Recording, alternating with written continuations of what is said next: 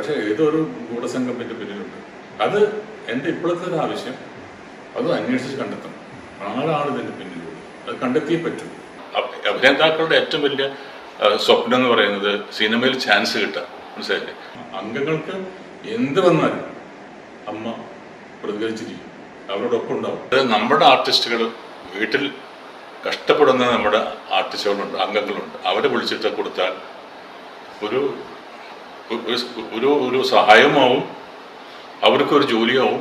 നേരെ പ്രോഫിറ്റ് കിട്ടിയപ്പോൾ ദിലീപ് 25 ലക്ഷം രൂപ ആരും ചോദിക്കാതെ ഇവിടെ കൊണ്ട് ഡെപ്പോസിറ്റ് ചെയ്തു.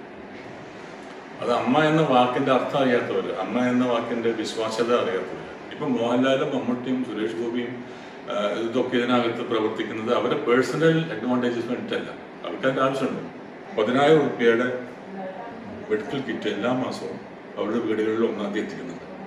ഈ 5,000 എന്നുള്ളത് 10,000 റുപ്പീസ് ആക്കാനുള്ള ഒരു ആഗ്രഹം എൻ്റെ ഉള്ളിലുണ്ട്.